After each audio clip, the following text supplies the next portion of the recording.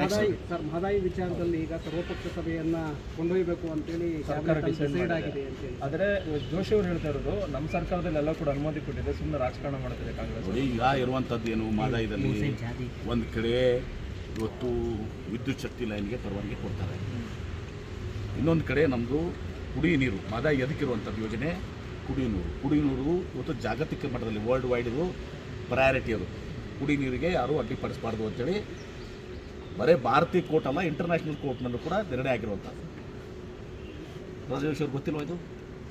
ಕೊಡಿಸ್ಬಿಡಿ, environment drinking water scheme ಇದೆ ಅಂತೇಳಿ ಒತ್ತಡ ಮಾಡಿ ಎನ್ವಿರಾನ್ಮೆಂಟ್ ಕ್ಲೀನ್ ಕೊಡಿಸಿದ್ರೆ ಮುಗಿದು ಹೋಗುತ್ತಲ್ಲ, ಇಟ್ಟೆಲ್ಲ ಹೇಳೋ ಬದಲು ಕೊಡಿಸ್ಬೇಕಲ್ಲ ಕುಡಿ ನೀರಿಗೆ. ಮತ್ತು ಅವ್ರ ಭಾಗಕ್ಕೆ ನೀರು ಬರ್ತಾವೆ, ನಮ್ಮ ಬಿಜಾಪುರಕ್ಕೇನು ಬರೋಲ್ಲ, ಬೆಂಗಳೂರು ಬರೋಲ್ಲ, ಹುಬ್ಬಳ್ಳಿ ಧಾರವಾಡಿಗೆ ಇರುವಂಥದ್ದು. ಪ್ರಹ್ಲಾದ್ ಜೋಶಿ ಅವರಿಗೆ ಕುಡಿ ನೀರಿನ ಅವಶ್ಯಕತೆ ಇದೆ, ಅವ್ರಿಗೆ ಬೊಮ್ಮಾಯಿ ಅವರಿಗೆಲ್ಲನೂ ಬೆಲ್ಲದವ್ರಿಗೆ.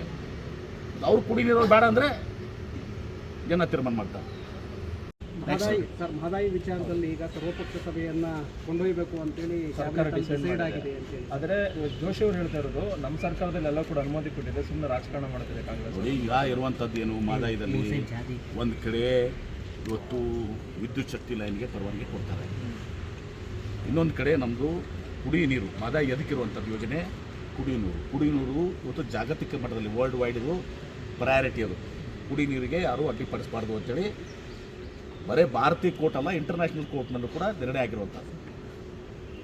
ರಾಜೇಶ್ ಅವ್ರು ಗೊತ್ತಿಲ್ವ ಇದು? ಕೊಡಿಸ್ಬಿಡಿ, ಎನ್ವಿರಾನ್ಮೆಂಟ್ ಡ್ರಿಂಕಿಂಗ್ ವಾಟರ್ ಸ್ಕೀಮ್ ಇದೆ ಅಂತೇಳಿ ಒತ್ತಡ ಮಾಡಿ ಎನ್ವಿರಾನ್ಮೆಂಟ್ ಕ್ಲೀನ್ ಕೊಡಿಸಿದ್ರೆ ಮುಗಿದು ಹೋಗುತ್ತಲ್ಲ, ಇಟ್ಟೆಲ್ಲ ಹೇಳೋ ಬದಲು ಕೊಡಿಸ್ಬೇಕಲ್ಲ ಕುಡಿ ನೀರಿಗೆ.